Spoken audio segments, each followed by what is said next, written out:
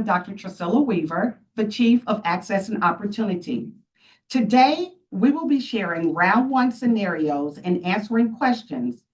As enrollment declines and resources are stretched, we have the responsibility to look ahead and plan in ways that support long-term sustainability and strong opportunities for every student. The student assignment project, with your feedback, is designed to ensure our schools are aligned with enrollment trends and the evolving needs of our community. Please note, no final decisions have been made. The scenarios you are about to see are starting points for our conversation. Your input matters, and that's exactly why we are hosting these sessions this week. Your feedback and our feedback survey will help shape the next round of scenarios we'll share in March. In this process, we have partnered with HPM Group for the SAP process. So now I am going to turn it over to Scott, and he will provide you with additional information. Thank you. Thank you, Dr. Weaver. I'm Scott Leopold, Director of Planning Services with HPM. I just want to kind of let everybody know that we're going to play a video that is around 20 minutes that just gives everybody an overview of this round of feedback. And so kind of as we're going through this, keep in mind that some of your questions may be answered, but we'll continue to try to monitor those Q&As during the video, and then we'll move into the Q&A section after our video is completed. So with that, we'll start the video. Hello, I'm Scott Leopold, Director of Planning Services with HPM. Thank you for taking the time to engage with this online presentation. This resource is designed to clearly explain the initial facility scenarios for the DeKalb County School District and to support ongoing discussion across our community. Nothing you see here is final. These scenarios are starting points, intentionally drafted at a high level so that we can gather meaningful feedback from families, staff, and community members. The goal is simple: to create a stronger, more equitable, and more efficient school district where every student, regardless of where they live, has access to well-resourced learning environments.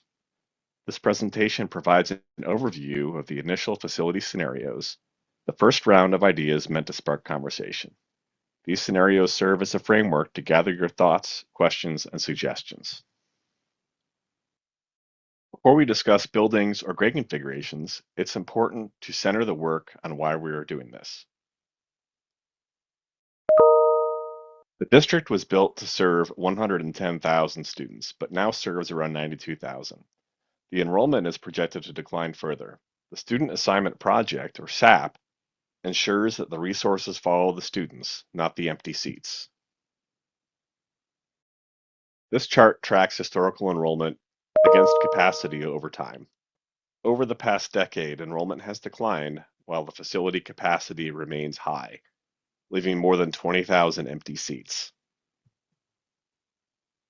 There are 5 core reasons driving this work: declining enrollment, buildings needing repair, capacity imbalance, transportation inefficiencies, and the need to consolidate resources. To better understand the 5 reasons why, consider that if we better manage the declining student enrollment and have fewer underutilized schools, then we can improve support for the diverse learner needs through more intentional differentiation and targeted interventions. If we have less school buildings that need significant repair and improvement, then we can actualize cost avoidance to reinvest in fewer buildings with greater impact. If we balance the capacity at our schools, then we can enhance access to instructional and student support resources, as balanced capacity allows schools to more effectively utilize spaces, staff, and materials. If we have more efficient transportation routes, then we can reduce student commute times with schools located closer to home, leading to less time on buses and more time for learning, rest, and family engagement.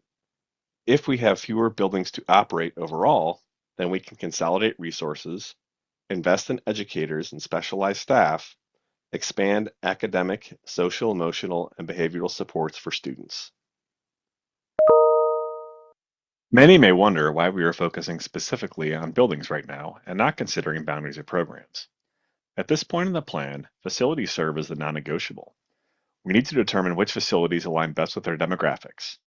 And in the fall of 2026, once the building portfolio is determined, we will overlay boundaries and programs. It is critical to separate buildings from the programs because we do not want programs or boundaries to dictate which buildings are most strategic to the district. This is an illustration of building efficiency. When an elementary school is enrolled below 450 students, the dollars from the state fund for a principal and a half nurse, and any other positions beyond teachers will need to be funded with local dollars. This leads to resources being spread thin when there are many low-enrolled campuses. As you can see, as the enrollment starts to increase over 450, you start to get a higher share of state funding. The big takeaway from this concept is that services at smaller schools are subsidized by larger schools. This local funding is to keep the same level of service at schools with low enrollment is not sustainable. Another way to illustrate the challenges that we are having is this decision triangle. If a district wants low operating costs with robust program offerings, it is difficult to have small school sizes. If a district wants small school sizes and low operating costs, it is difficult to offer robust programming.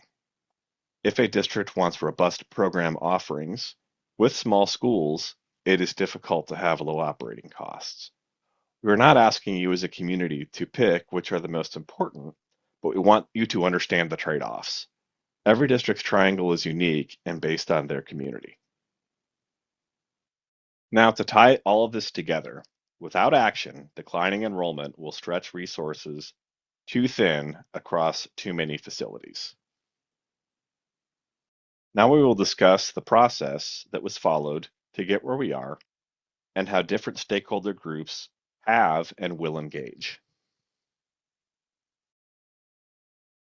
The SAP committee is composed of 150 members that have advised this effort throughout the process. They are charged with advising on reimagining DCSD's buildings, boundaries, and programs. The SAP committee is not the final decision maker.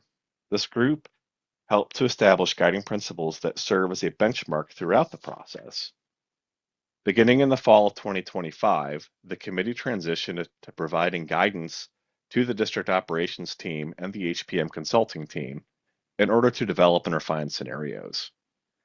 The scenarios that you will see in this presentation were developed by district staff and consultants, influenced by the guiding principles and other feedback from the SAP committee. The Board of Education is responsible for final decisions, not the SAP committee. Now for a little more information on operations and HPM.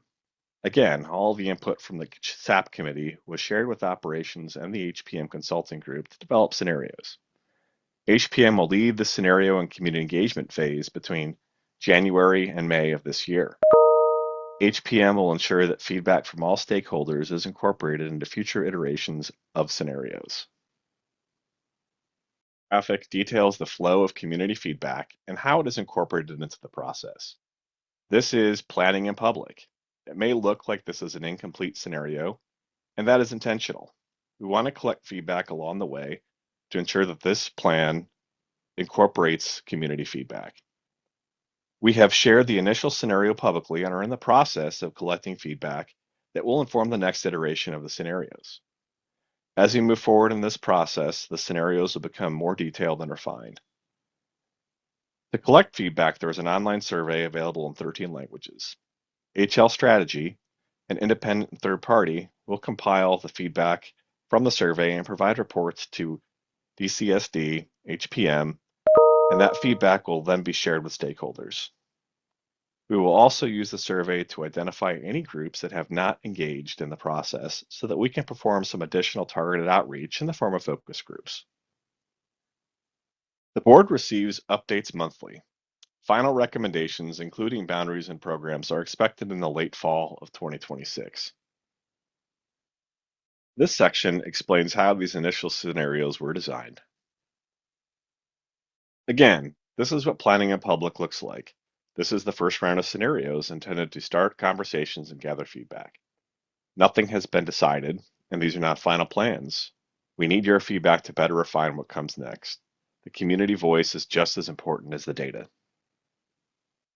In order to develop scenarios, we considered factors like the proximity of facility locations to student centers, the proximity of facilities to other facilities, building adequacy, which includes capacity. For example, there are 24 elementary schools that are below 600 student capacity. We also considered cascading use to use our best buildings with the most capacity, and also recent investment in facilities. Another important consideration is that this is a highly interconnected plan. Making changes to one facility may impact several others and cause us to reevaluate the entire scenario. Another major factor in this scenario is the concept of cascading use. What this means is that we want to preserve our middle and high school facilities as strategic assets. This is because they are our largest and most efficient facilities from an operations standpoint, but they are also more expensive than elementaries and take much longer to construct. So by converting high schools down to middle schools and middle schools down to elementary schools, we keep those larger and more efficient buildings in their portfolio. But this does shift the impact of consolidation down to the elementary level.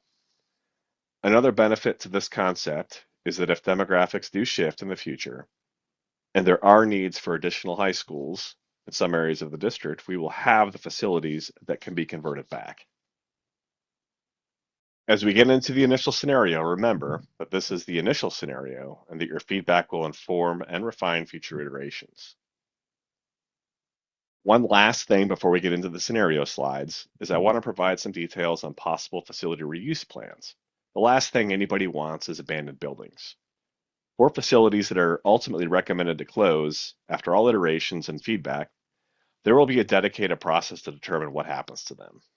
Possible actions may include, but are not limited to, repurpose for non-instructional use, like office space, use for expanded early childhood programs, work with other public entities for alternative use, or land bank for future uses of the site, demolishing the building and planting grass. This map shows the facility actions for this scenario. Please feel free to pause this video or look at the slides on the resources page to get a better look. Shown in green are 3 high schools proposed to convert to middle schools: Cedar Grove, Lithonia, and Towers. Shown in orange are 5 middle schools proposed to convert to elementary schools: Bethune, Champion Theme, Lithonia, McNair, and Miller Grove. Shown as red X's are the potential closures or repurposed buildings. Shown as blue circles are potential capacity expansion projects. Buildings in gray have no changes in school use.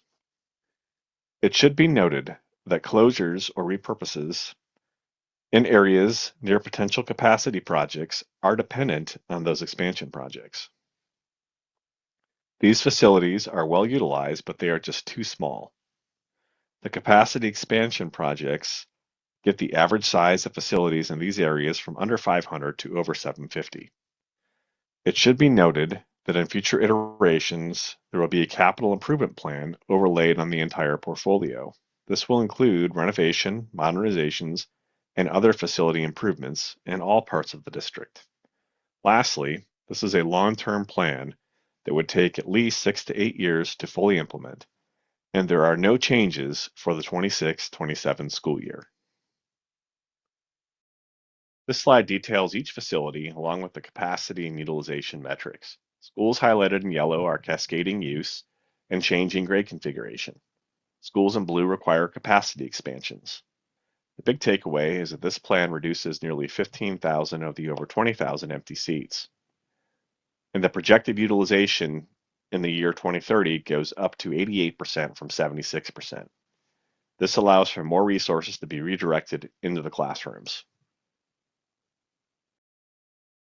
The next few slides show how we came to this initial scenario. Because high schools are our largest and most efficient facilities, we started there. Forecasted enrollment shows that in the year 2030, we will have 4 high schools worth of excess seats. So we started with a scenario that reduces 3. Towers High School has the lowest building adequacy and is in close proximity to the larger and more adequate Columbia High School. Cedar Grove High School has low building adequacy and is in close proximity to the larger and more adequate McNair High School. Lithonia High School is smaller and in very close proximity to the larger and newer Miller Grove High School.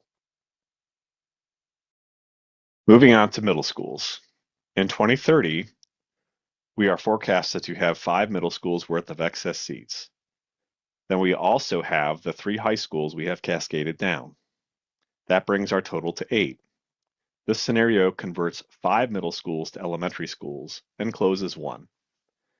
Because of cascading use, McNair Middle School, Bethune Middle School, Miller Grove Middle School, and Lithonia Middle School all convert to elementaries. Champion Theme Middle School converts to an elementary because it has the lowest building adequacy of all middle schools. The program will move to a new location. Cedar Grove Middle School closes due to cascading use and excess elementary capacity in the area.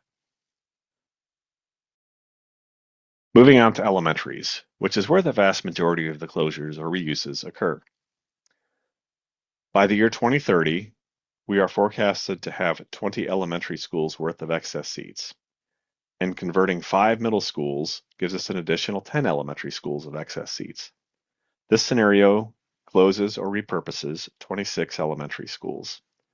Elementaries in areas of underutilization close due to capacity in the area along with cascading use. Elementaries that are appropriately placed and well utilized have proposed facility additions. Elementaries that have low building adequacy and are in close proximity to schools with excess capacity or planned additions are proposed to close. This diagram shows the cascading use in a visual way. Please feel free to pause to get a better look. This identifies high schools converted to middle schools, and then middle schools converted to elementary schools. That you may not see your facility listed on any of the maps or slides in this initial scenario. Please know that they're being addressed through separate actions based on building or programmatic needs. Adequate placement for all students and programs will be incorporated into future iterations. The following slides explore some different grade configurations that may be incorporated into future iterations. These different configurations can be adapted with the same 27 closures. They may provide benefits to different parts of the district, but they do come with trade-offs. This is the traditional pre-K through 5, 6 through 8, and 9 through 12 configuration. This is what the district currently runs in most of its facilities. Benefits include access to robust programming when well enrolled, allows for 3 tiers of transportation with a reduced need for buses and drivers, environments that are aligned with students' developmental needs, and it is familiar. Challenges are that when enrollment is low, resources can be spread thin, multiple transitions for students, and less grades per building means that parents can have more pickups and drop-offs with multiple children. The middle school and high school concept will also work with the PK3, 4, 5, which we'll talk about on a future slide. PK through 8 model. It should be noted that we need to have a total of enrollment of around 900 students in order for this model to be operationally efficient. Benefits include more access to advanced curriculum. Having more students in larger building is more efficient. There's only one transition, K through 12. More grades in the building means less pickups and drop-offs for families with multiple children. Having students in the same building for 9 years can build lasting relationships. Challenges include limited programming at middle grades due to smaller cohorts. Extracurriculars may also look different. There may be additional staffing certification needs. Facility modifications may be needed, and moving to a 2-tier transportation system may require more buses and drivers. Some students may struggle with the 8th to 9th grade transition, and challenges around having a wide range of developmental stages of students. Here is the 6 through 12 model. Benefits include middle school students can have more access to advanced coursework. More students in a larger building is more efficient. There's only one transition, K through 12. More grades in the building means less pickups and drop-offs for families with multiple children. It allows for the preservation of all high school communities. It also allows students to build lasting relationships. Challenges include smaller cohorts, resulting in lower numbers for enhanced programming. Due to the small cohorts, extracurriculars will look different. There may also be additional staffing considerations. Moving to a two-tier transportation system may require more buses and drivers. And there's challenges around a wide range of developmental stages of the students. I think that the big takeaway with this one is it allows all the high schools to stay high schools. But if programming is a struggle due to low enrollment now, it still would be under this model. This last model is the PK3-4-5. This allows for a focus on early literacy. Other benefits include allowing buildings with lower enrollment to operate more efficiently. It also works well where buildings are in close proximity so that students can be on the same bus route. And having larger cohorts has more opportunity to address differentiated learning needs. Challenges include adding a transition, and that can be additionally disruptive. Existing facilities may need some modifications, and there is also a higher likelihood that siblings would be in multiple buildings. There's also shorter time for staff to form relationships with families and students. To close out the grade band discussion, here are some examples of how they could work specifically for DCSD. For cross keys, once Sequoia opens, Cross Keys High School will not have a natural middle school. If that whole cluster transitions to PK through 8, there would be no need for a middle school. Alternative to converting high schools to middle schools. Converting a high school with excess capacity to a 6 through 12 campus can better use those buildings and keep more high school clusters. As an example, instead of Cedar Grove High School converting to a middle school that feeds into McNair, both Cedar Grove and McNair High Schools could convert to 612 campuses. The middle schools in these areas would then still cascade into elementary schools as proposed. The PK3-4-5, again also called the primary and intermediate elementary schools. In the Dunwoody cluster, this used to occur. Also, currently, the city schools of Decatur run a similar configuration, PK through 2 and 3-5. Feedback is what this process is all about. We need your feedback to make things better and more tailored to the community needs. Think district-wide and long-term. This plan considers all DCSD students and will shape the district for decades. Please be specific about the schools, areas, and concerns you're addressing. Provide respectful and actionable feedback. Personal attacks or threats will not be tolerated and will be removed. Feedback should be given through the online survey so that it can directly inform the next phase. Multiple ways to engage. The survey will be checked in real time. Common themes will be used to develop an FAQ, and additional feedback options will be offered to ensure broad access and participation. I will talk a little bit about the timeline. Again, this process kicked off in the fall with the SAP committee, and we are in the scenario development and feedback phase now. We will have additional scenarios informed by your feedback in the early spring. We will continue to refine over the summer with consideration and board action in the fall.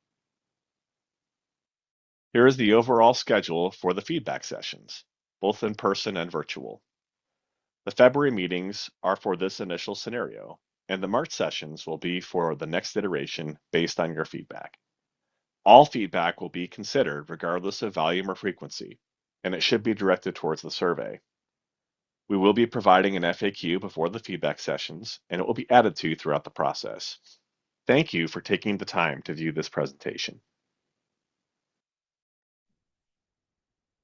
Okay, I know that was a lot, but I want to thank you for kind of sitting through that. And we wanted to do this so that we can ensure that everybody is kind of receiving the exact same messaging as we go into the collecting feedback. I do want to acknowledge that we are getting a lot of questions about specific schools and maybe some specific program actions. I just want to kind of remind everybody that we're at a very high level district-wide at this point in the process, and we're using your feedback to create kind of a more tailored second round of scenarios. And so as we move into the next round, we're doing this planning in public so that we can definitely incorporate your feedback into what we present next, moving into March. And with that, I will turn it over to Dr. Campbell to talk a little bit about the Q&A process in this section of the meeting. All right, thank you, Scott. So we are committed to hearing from you, and your questions will be submitted through the Q&A box at the bottom of your screen. I see that there's some folks that have already started utilizing that box. Great. Our team that's on the call today, which represents a lot of different divisions, will help provide some answers live as you drop your questions in that Q&A box. Remember, this forum is just for SAP related questions only. If your question is not answered today, we'll be sure to include them in the FAQ document that's published on our SAP website. All right. That being said, I'm going to turn it over to Ms. Sarita Smith to facilitate the Q&A portion. Hello. Keep turning on. Good afternoon. Sorry about that. Technical difficulties. My name is Sarita Smith. I am the Executive Director of Student Assignments. I have had the pleasure of leading the SAP committee for the last 2 years, kind of reviewing and challenging and pushing on data related to buildings, boundaries, and programs. So very excited to be at this space where we get to come and get community feedback. I think I want to just share a few things before we dive directly into the questions. So one, just restating, like we are at a pretty high level right now because a lot of people are not aware of our process and haven't been in tune with how this work has developed. So we want to be able to just get everybody on board. This week is really about getting everybody to a basic understanding of the process and how we got to this initial scenario. And it is truly a conversation starter. I've seen a few questions that we've answered already in the Q&A about, is this already decided? Or, are we just moving to the next thing? No, this is truly, truly a conversation starter, which also means it could look different in round 2, or more than likely it will look different in round 2. And so we want to ensure that we really do sit down almost daily and look at feedback and then come together as a diverse team of folks to process that, and then obviously use that for iterations in the process. Just a few housekeeping things. All the questions can go in the Q&A. We want questions for clarity. If you have recommendations, suggestions, alternate things that we should be considering, please, please, please put that inside of the feedback form. I believe that's been dropped a few times now in the chat. We'll keep dropping that for you all as well.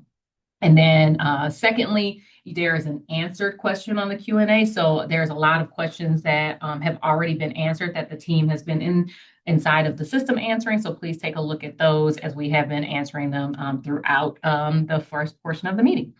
All right, so I will be facilitating the questions. In the answer portion, I have some team members on here as well that I may be volleying questions to provide answers to your questions. I do want to pull a few of them that I did see that we've already answered that I think are just for the benefit of the group.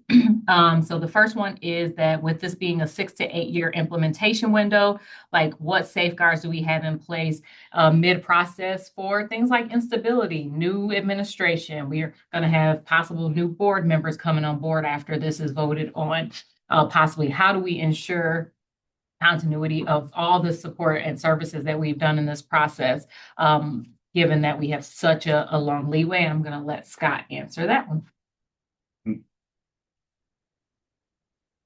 I'm sorry, Sarita, can you please repeat that question? Yeah, so given the 6 to 8 year implementation window, are there safeguards we could put in place due to possible instability, board member changes, superintendent changes, leadership changes, et cetera? Sure.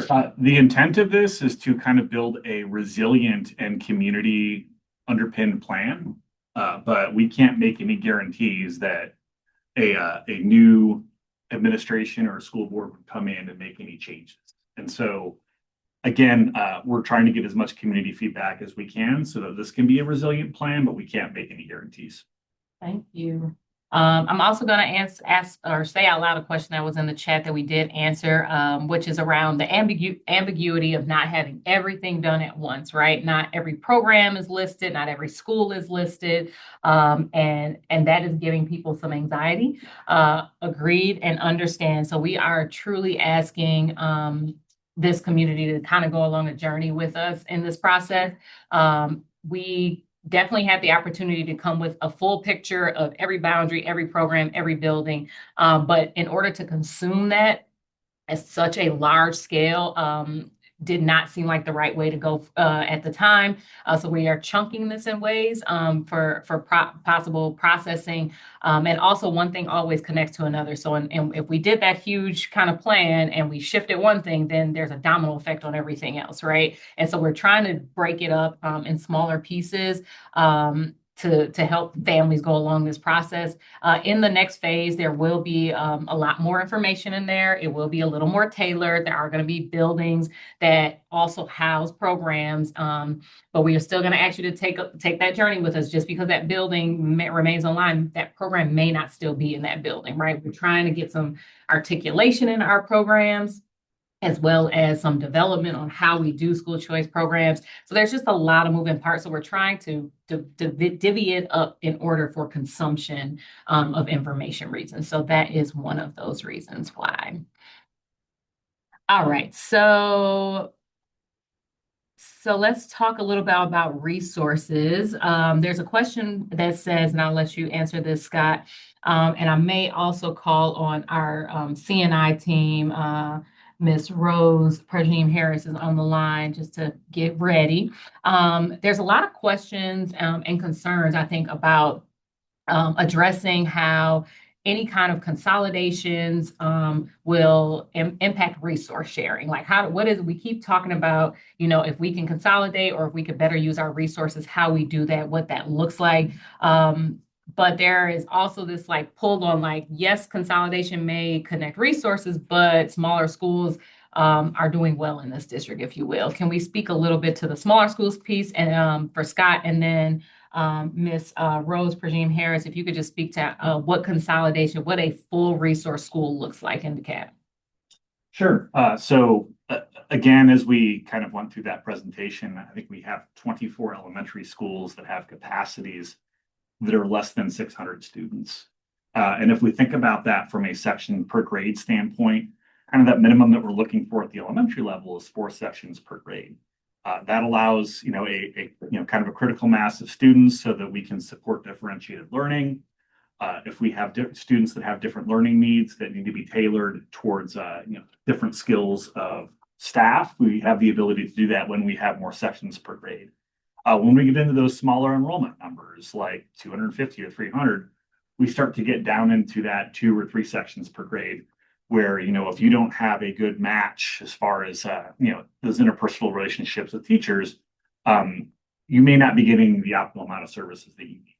And so by getting to those larger enrollment numbers, we're able to have more adults in the building so that we can, again, tailor programs to students' needs. And we have, the ability to push in more services in those larger buildings. And again, when we have those smaller facilities, students are still getting those services, but you have staff members that are spending a good period of their day traveling between buildings. And when we have those larger enrollment facilities, we're able to have dedicated staff. We don't have to share among multiple buildings. Thank you, Scott. All right. And I think Scott did a good evening, good afternoon. And I think Scott did a good job of explaining what the teacher resources look like. In addition to that, when we think about the support for teachers, what that looks like, if we're able to have a consolidation of buildings, then we're better able to support those groups in those schools. And so when you look at instructional support, resources, we're better able to align those pieces. So the support for teachers, the capacity building for teachers, and also the instructional resources, we're able to align those pieces so that we have a better use of those resources, better implementation of those resources, and then services are then aligned also. Thank you so much. So we talked in this presentation a little bit about grade band options. Like, this is a time for us to be a little bit flexible and creative on what grade bands look like in DeKalb. We only have one K-8, which is DAA in our entire portfolio. But our typical or traditional grade band is your pre-K 5, 6, 8, 9, 12. So we have some options on looking at and playing around with different grade bands. So there is a question about if different grade bands are in different areas. One, is that even an equitable process? It seems to be a little disjointed. And looking through that through the lens of consistency, number one, which is a fair assessment, and then student or academic needs. So I will respond to this one because thank you for whoever brought that up. Our push on the grade bands were both from our SAP committee asking us to look at that, as well as board members asking us to look at that possibility. The goal is not to have different grade bands for every single area throughout the district. That is not at all the goal. What the committee kind of pushed on is whatever we do in one area, we need to do throughout the district. So that has been very clear across, probably, I would say, the majority of our committee members wants us to stop kind of doing this disjointed work where something looks one way in one part of the district and another way in another part of the district. So whatever grade band configuration that we settle on, we do want to do throughout the district. That is not to say that every cluster would have that, but maybe at least within some kind of area, maybe a few clusters, between a few clusters that has that grade band option or something of that nature. So we are cognizant of that, and we are going to make sure that we do not have different grade bands all in just every single area, but ones that do truly meet the needs of our students. So we are definitely working towards that. So thank you for that question. I think this is a good one for the whole of the group. Details on why enrollment is declining year over year. Like, is there any expected increases that we've seen? You wanna take that one home? Or that? Yeah, I'll take that one. So, this is a kind of almost a national trend where we're seeing kind of a turnover and decrease in birth rates, reduction in migration. This is something that we're really seeing across the country. We do see, some development within the district. One thing that I think is important to understand is that when you see residential development occurring, that does not mean that you're going to get 10 students per unit that are coming in from outside of the county. So there's a lot of, moving around within the county that occurs with that. And just because we see development doesn't mean that we're going to see an overall increase. And so we're absolutely aware that we do have shifting demographics within the county, but the overall projected decrease in enrollment is something that we've observed in the region and nationally as well. Thank you. I lost my train of thought, sorry. I believe we have Mr. Kennedy online from HR. I'm going to have him jump off of mute and open his camera. So the question is, plans around if a physical building closes, what do we do with those staff? Where do staff go? Some questions around staffing buildings that close, like what happens in that space. Have Mr. Kennedy help us with that process, and just in general, not even specifically related to SAP, but if there's a shift in the district, how do we handle staff shifts and movement? Yeah, thank you for the question. What we'll do is HR will develop a comprehensive and equitable staffing plan to address the employees that are impacted by this. That proposal will be submitted to the superintendent for review and shared with SAP committee and any other stakeholders. Once that is approved, HR will communicate that process district-wide, will socialize that, and provide clear guidance, timelines, and support to the affected employees throughout the implementation. Kennedy?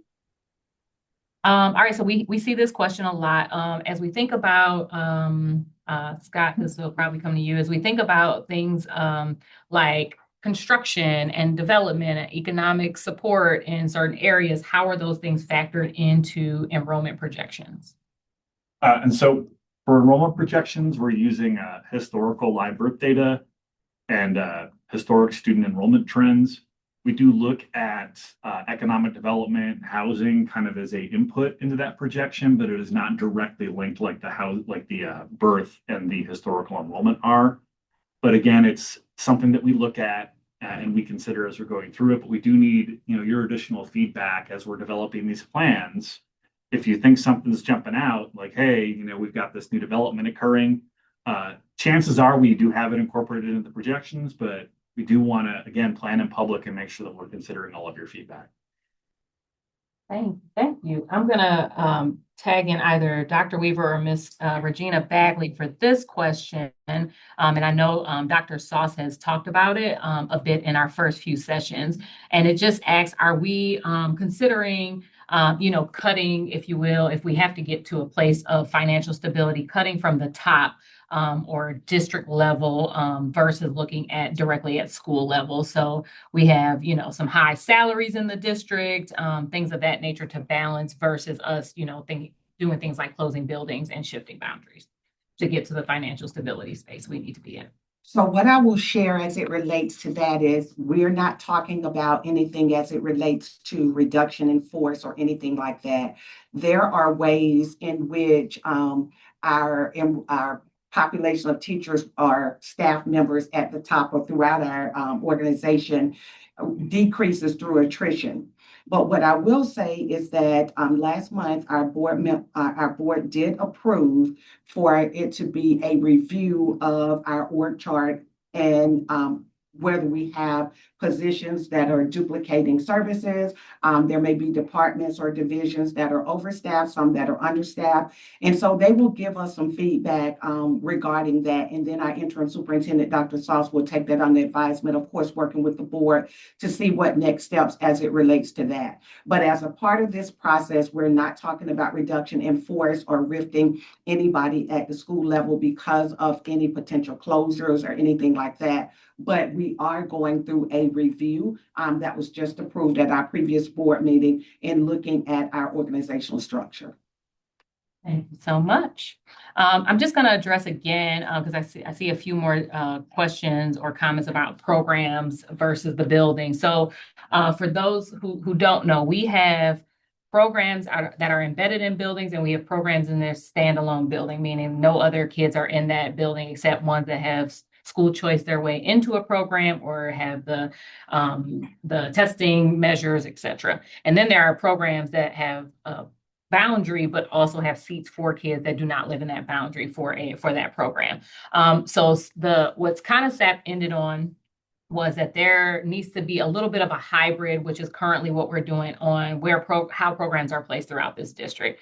And we came up with some criteria for that. That information is on our website. I'll have someone drop the link to our SAP website on there. On the resource tab, you can see all of kind of the SAP meetings, basically our meeting notes, as well as slides and videos from each of our meetings. So there is definitely not a consensus from the SAP committee that we should do programming one way. The consensus kind of came that there probably needs to be some hybrid solutions on how we do programming, and again, gave us some parameters on that. So in this next round, you'll see some of that information in there. It may take us a round or two to get to all of it, again, because we have things that are in buildings as well as things in standalone. So we will get to that.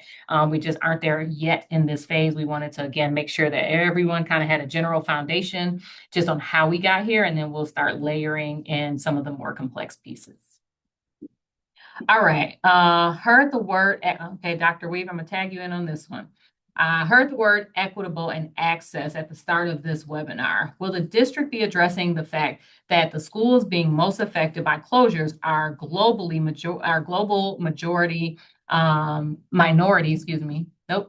Title I schools and with transportation barriers? Can you just speak to the access and opportunity portion of this and how we're integrating that? And then I'm going to let Scott or Hans jump in on like what the data and the realities are of this process. So thank you. So the short answer to that is definitely yes. We are looking at this whole process through an access and opportunity lens. And so when we're looking at combining schools and different things like that, we are definitely taking those type of things into consideration. And then I'll pivot over to Scott to talk a little bit about the transportation portion of that. But the short answer to that is yes. Sure. And as we look at transportation in this, transportation is somewhat a function of the boundary process. And so just to kind of reiterate, at this point, we're talking about the buildings.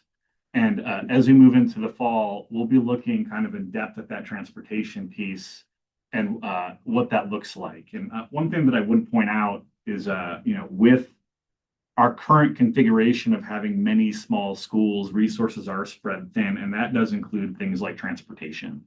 And so it is possible that kind of as we move towards a smaller facility portfolio, we can do some streamlining of routes so that they're not picking up as many students in as many stops, and we're able to increase the level of service to decrease that overall transportation time. And then just where is the data showing us as far as our district, why certain areas are being more impacted than others? I think that's just kind of a demographic reality that in some parts of the district, we did have increases in student population historically, and schools were built to accommodate it. And now we do see that shifting demographic, and we need to have kind of a contraction of capacity in some areas and maybe an expansion in others. I'm going to add to what Scott was saying and to say that we recognize the long-term demographic trends that has led to where we are now. And what that has meant is that communities that are being impacted and are most likely to be impacted both within the current iteration of the scenarios and in future iterations have already been impacted over the last really several decades.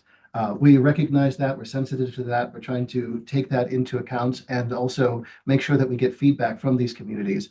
But as Scott said, it is an unfortunate reality of demographics in the county that the trends that have been ongoing for the last several decades, particularly in the last decade, have led to where we are and where this district needs to be looking as we move forward. But it's definitely something we're aware of and taking into account. Okay, thank you. All right, this is a data question, Scott, and maybe Hans might have to tag team on this one as well. And so it says that the data that we're showing is saying like, enrollment is projected to decrease, though in some areas there's clearly projections of increases throughout the county. So this raises the question that if we do this scale back, how do we then ensure if people come back to the county that we actually have room for them in the future? So can you talk a little bit about the cascading piece, and then maybe Hans talk a little bit about like if people come back, like what our plan would be to ensure that we have seats for those families? Sure. So with that cascading piece, we did want to ensure that we kind of maintain our middle schools and high schools as strategic assets. Those are our largest, most efficient facilities. They're also the most expensive and take the longest to construct. And so we wanted to be able to kind of put ourselves in a position where if we do have, changes in housing patterns or demographics in the future, we have the ability to go back to those sites and kind of reconstitute those as middle school and high schools if needed. At the same time, it's also worth acknowledging that of all the different types of schools that the district has, those middle schools and high schools, those strategic assets, are the hardest to construct. When the district begins to grow again, because these things do go in cycles, they're long cycles, but these things do go in cycles, the most flexibility for the district is to have those larger facilities still in our inventory that we can easily retrofit, modify, make back into a high school, middle school, what have you. And that the elementary schools, then those are the easiest. That's still not easy or fast, but compared to building a high school and elementary school is the easiest way to account for future growth. Also, when districts grow, it tends to be from the bottom up, that the needs will be seen at elementary schools generally first. And so by taking these this time now where the district is contracting in enrollment and consolidating, and especially with that cascading or districting, pushing the impacts of consolidation largely down to elementary schools. It means that when growth does begin to pick up in the future, whenever that happens, that we could focus future construction efforts that back at that elementary school much more easily. Thank you. All right, so we, in one of the answers, we talked about an ideal size of an elementary school, that, you're 450, 400, so we're too small. And so what the ideal size, and I believe we typed in that chat, like an ideally a 600 seat elementary school minimum would be great. Do we have one that is an example? And maybe this is for you, Hans, like, do we have an example of a good 600 seater, if you will, elementary school that is adequately resourced? I think that's a really smart question to think through. And like, how do we base it off of that information? And then maybe you can dovetail into that one, Scott. Sure. It's less about any one specific school and more about resources in general. Elementary schools serve 6 or 7 grades, depending on whether you count pre-K or not. And so it's spread across so many grades, it's really easy for small schools, even schools of up to 600 students, to have difficulty balancing resources across the grades and to each classroom within the grade. And so that's really the reality of it. Even well-resourced schools and high-performing schools that are quite small, that size, while they may be very well-resourced and performing, that's in spite of their size, not because of it. That the facility doesn't really allow for the true potential of those schools, at least not the way that school districts are resourced at the moment. It hasn't always been the case, but it is the reality we live in now and likely going into the future. So that's a big reason why, as Scott says, there is now kind of almost a minimum of what can constitute a adequate facility to be well-resourced or have the potential to be well-resourced in the future. You want to talk a little more about that, Scott? No, I think that's good. I think we've kind of hit that. I just think, maybe an example of, some of those newer, larger facilities that we've got that are those prototypes. I don't know if you want to just rattle a couple of those off. Oh, sure. Fernbank Elementary, Fernbank. Smoke Rise, Indian Creek is a good one as well. We have several. It's been now for a decade and a half. The prototype, the standard that is when the school district builds a new elementary school, it's at least 900 seats. And that's been a big reason for that, is to make sure that all of our new facilities have that potential to be well-resourced. Even if when they open up or for various demographic reasons, they might not be fully utilized, they have that potential. Whereas we find with small schools, if depending on the enrollment and many other factors, they may be okay, but they don't have the potential that these large schools do to ensure that they have fully robust programming and support everything that the school district wants to be able to provide at all of our elementary schools. And I think the only thing that I would add to this, and there's a lot of comments just around school size in the Q&A.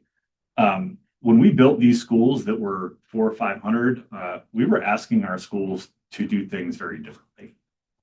We didn't have the same special needs and special education back then that we do now. A lot of those students back, in the 50s and 60s were institutionalized. Now we've got integration, where we've got to ensure that we're including those students in the regular education, and it takes more space. We're feeding more students now than we were then. Back then, we had students who would walk home for lunch, and so by increasing this level of service that that we have to and need to provide to our students, we need to have larger facilities in order to facilitate that. Thank you. So there's a question about kind of like SAP versus community feedback. And I think that there has been just shout out to the SAP community, just insanely dedicated coming to some really deep dives over the last 22 months. And the question is like, where's our chance to do something similar, essentially? Hear you. So again, this first week is really just about setting the baseline. Like we had to set the baseline with the community on the process, on how SAP then kind of morphed into advising to our experts, both at HPM, but also internally in our operations team, to getting to the scenario, and now to like get the community at a base level. Our plan in this next phase, after we're getting just the general feedback, is to obviously apply that, but then to have similar small groups, in-person facilitated conversations at the cluster level. So we know that is important. We know we want to hear from that, and that may not just obviously happen once. We may have to do a few rounds of that at the cluster level to really get our families engaged deeper. The next round will also be a little more cluster specific. We had to kind of get high level for the first piece of this. So thank you for, wanting to engage so thoroughly. We appreciate that. And we will have some information coming out soon about kind of the cluster level and specific area meetings that we plan to do, less than like a sit and get. That's kind of what this format is, but more of a engaged and facilitated conversation. All right, so we have some more questions about re-enrollment, and I'll try to do my best to answer this. I might tag you in, Hans, as well.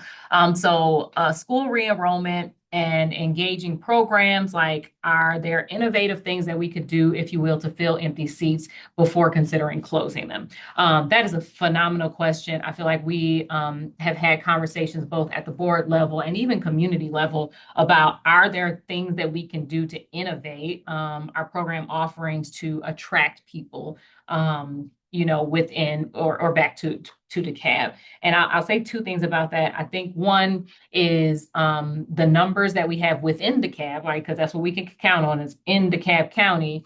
I think there's an impression that thousands and thousands and thousands of people went to, private and charter and just stayed there. And there's a good chunk of people that went private and charter and did not come back after COVID. And we do obviously account for that. But I think to Scott's earlier point, that's why we kind of left some elbow room.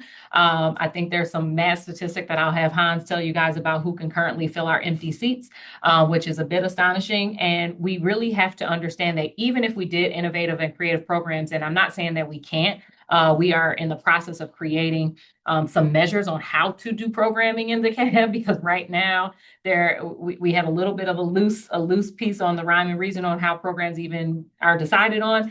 So we're committed to the programs we have. We have a process that we're developing with Hanover Research to determine new programming that we can do. So we wanted to establish that first.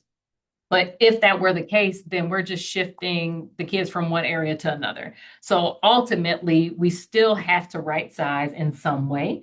But that is not to say that we do not want to invest and think through some creative program options. I think the other piece I would like to add to that is birth rate data is what it is. People are not having children, so the kids are not magically being born. But the only way we'll really get that push if people move back to DeKalb County. And so depending on where you live in DeKalb County, there's either a lot of space and room that may be occupied by our more esteemed population that has not turned those homes over into, for families with younger children, or you're in a place where everything is so jam-packed that there's possibly no one else that could come live there anyhow. So we've got some competing factors, I think, in the geography of DeKalb County that is working a little bit against us in that measure. But again, not to say that we can't think through the creative program piece, and that is a part of the process. It just probably can't happen by the time this process is over. So we're trying to match kind of two things at once. And then you want to give your fun statistic? Sure. So with 20,000 open seats, which is what we're forecasted to have, we have 18,000 now, 20,000 forecasted for by 2030. That makes the open seats of DeKalb County School District the 20th largest school district in Georgia. Put another way, of the 180 plus school districts in Georgia, our open seats, it would be 162 other school districts could fit, not all at the same time, but could fit within our open seats. Or put a third way, this is my favorite, Rockdale County next door to us. The entire Rockdale County School District could fit in our open seats, and we would still have about 4,000 open seats left. So this is a big thing. This is a big issue and something that the school district needs to work around. I think Sarita put it very well that innovative programs are very good, but a big part of what they do in attracting students is attracting students to that specific school or area. And a large number of those students that are coming from within the district. We saw that with the opening of other programs, when Arabia Mountain opened, a lot of the students that went there and are going there are simply coming from the other parts of the district. There are some, but very few families that move specifically for any one particular program. They move to an area, and because the area is doing well, move to a county, school district, whatever, and then say, well, what are the programs that are attractive to me within the area that I already want to move? To that end, I think it's important to recognize that what's needed to bring people back, or what's most likely to bring people to the district, are long-term efforts to make sure that all of our schools are well-resourced so that people are attracted to DeKalb County as a whole and not any one specific program. And in order to do that and to do that district-wide requires a district-wide process like what we're going through right now. Thank you. Scott, I'm going to have you talk a little bit about why are some of our schools that have great capacity and enrollment possibly made it to the list of potential closures? Sure. So I think, I think the Lakeside cluster is a good example where we have a lot of facilities that were all built in that kind of 1950s and 60s era, and they all have a capacity between 450 and 500 students. They are well utilized. Their utilization might be 90 or 100%. The issue that we have in that area is that they're just too small. And so that area is specifically addressed by, we've identified which of those campuses are kind of are in the best placement and also have, the best ability to be expanded.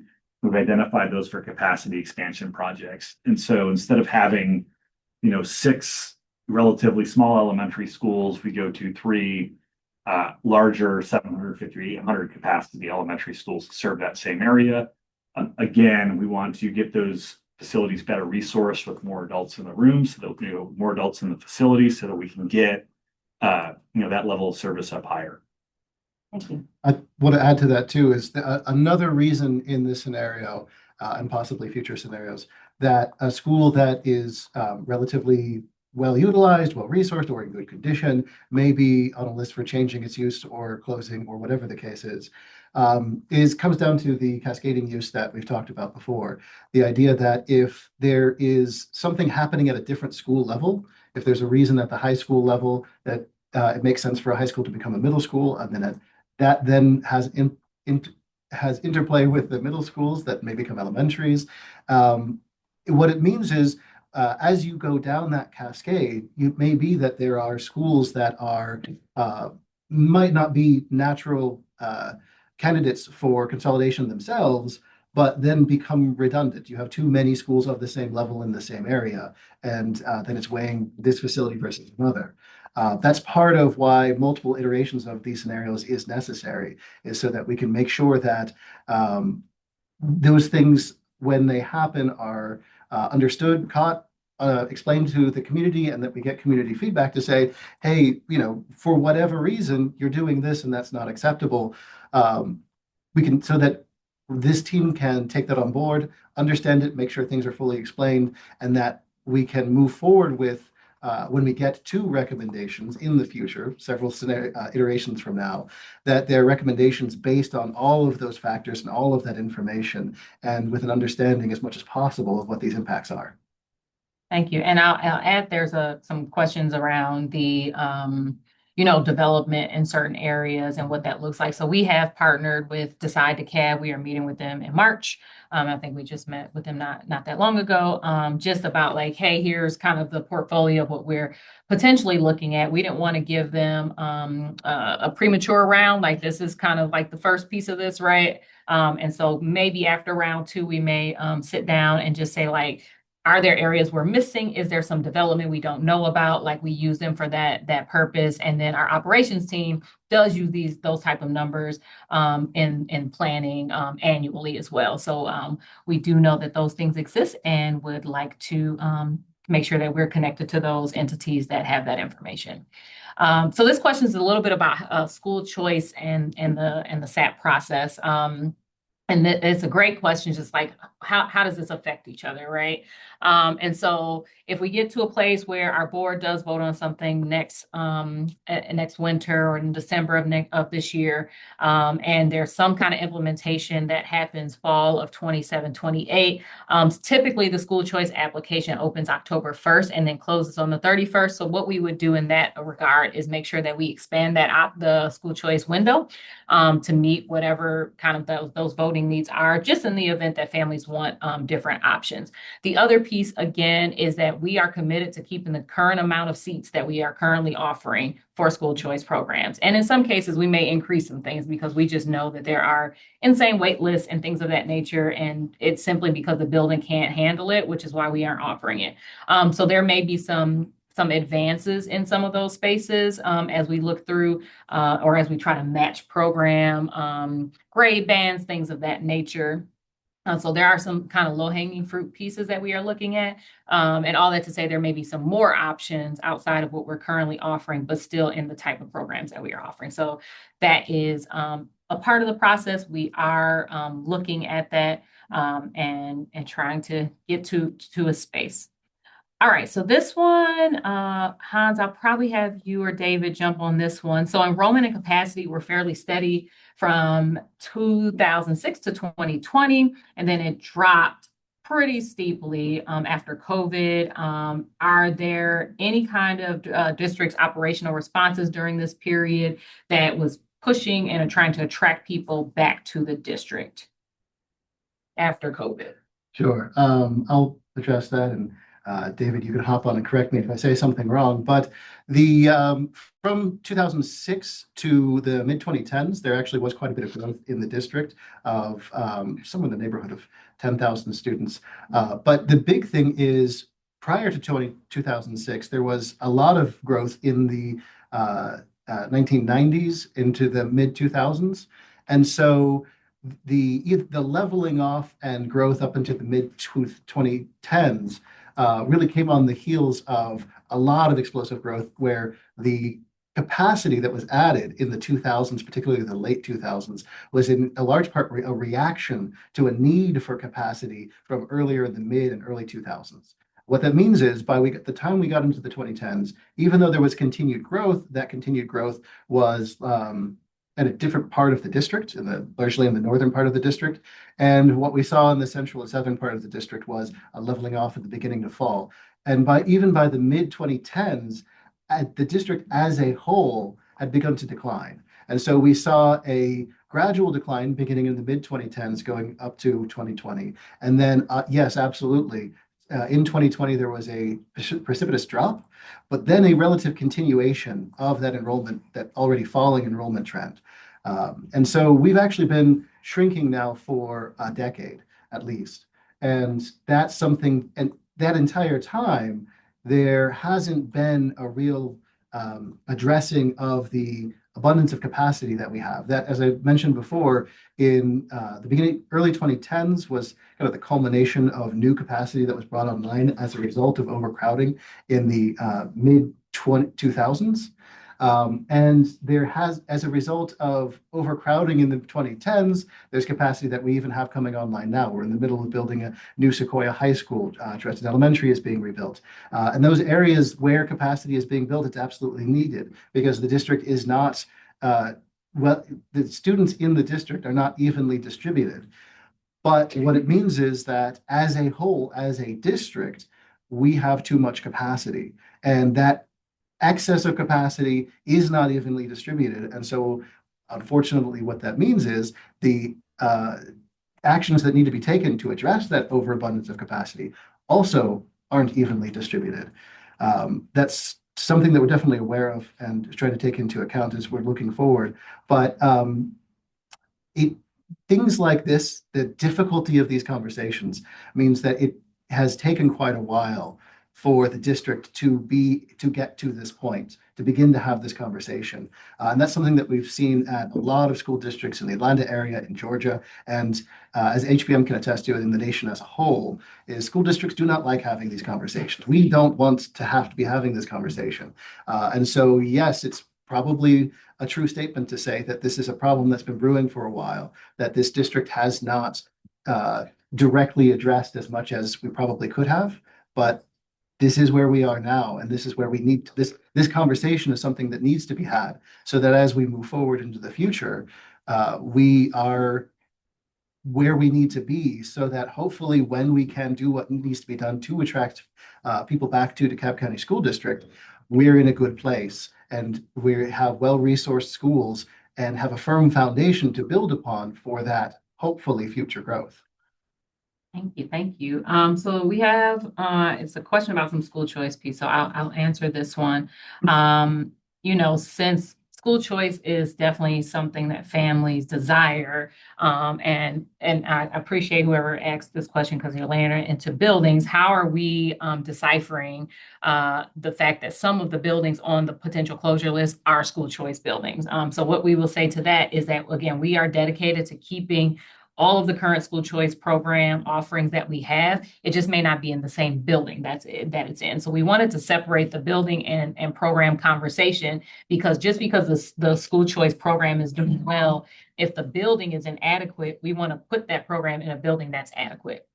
This also allows us some opportunity of, again, we talked a bit about grade bands. There could be some school choice programs that are K5, pre-K5, or excuse me, K5 and 6-8. There may be an opportunity of creating KA programming for those spaces. So we have some flexibility to be a little bit creative in that. So we're excited about that.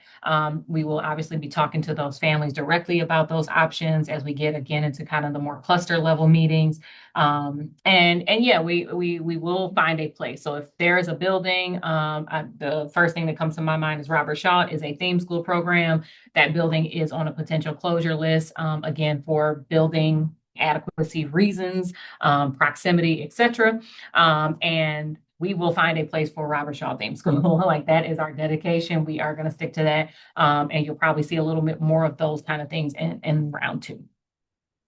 Thank you for that. All right, Scott, here's one. Just to clarify, ideal utilization is 88% for all schools, elementary, middle, high, or what is an ideal utilization? Yeah, it's not a hard and fast number. There's going to be different, utilization targets for different communities. It's not a math problem. There may be some circumstances where we do want to have some lower utilization at certain facilities due to what's happening in there. There may be other facilities that, may not be in high need communities where we can have those higher utilization numbers. But I can promise you that it's not a number like 60%, like is, the current utilization at some of our lower utilized facilities. And so it is something that we're looking at. And the reason that, I just put that 88% in the chat is that is what we're getting to from a district-wide level with the overall initial scenario. I think we go from 76% up to 88%. Thank you, Scott. And I will answer this last one. So there has things that are brought to our attention, that there may be schools that have STEM certifications or IB certifications that may have made it on this list. So we will be working with the coordinators of those programs. I think IB was one that, I found some knowledge in this process, where like it is connected to a school, facility and name, and maybe not be able to be transferred easily, things of that nature, which is why we come to community, right? Which is why we come to our educators. Some of our educators kind of pushed that on us when they first saw the scenario. So it's good to have, again, kind of these initial conversations. They are super, super fruitful in how we move through the next phases of these. So for everyone who believes that we have set this and it is just going to be what it is, when you see round 2, you'll be like, oh, just kidding. We really did change things. So that is the purpose. That is why we're doing this. And we appreciate it. Sorry, 2 more just jumped in here. Opportunities to join SAP or the subcommittee. So those are pretty much set at this point. We are not taking new members. But again, the next the next phases of this really are super community focused. So SAP kind of laid the groundwork on guiding us to this point. And now it's really time to talk to, people that it definitely directly impacts. What I will say is that at least in those cluster level spaces, we're going to give you SAP-like experiences. We do think that those are more fruitful, and there is time to look at data, have conversation, to mingle with people that you may not talk to on a daily basis that is in your cluster, to really get some meaningful direction. So that is coming, and we appreciate those who really want to be a part of this. Okay, so I'm going to turn it back over to Dr. Weaver to close us out, and we will see you hopefully in a community session or cluster session near you sometime in March. Thank you so much, Ms. Smith, and everyone who supported this call. And for those of you who are on this call, I again want to say, and you probably heard it more times than you care to hear right now, that these decisions are not final.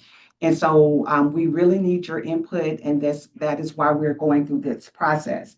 So I want to thank you for engaging with us. Your voice matters and will inform our next step. Please continue to be engaged. If you have any questions or have questions that were not answered, or you think of something else, please use the feedback link that was provided in the chat. And let me tell you, they really do look at that information and digest it almost definitely weekly and sometimes daily. So we want to make sure that you stay engaged. And again, I thank you so much. And on behalf of our interim superintendent, Dr. Norman C. Sauce, we thank you for your time today, and have a great afternoon. Bye-bye.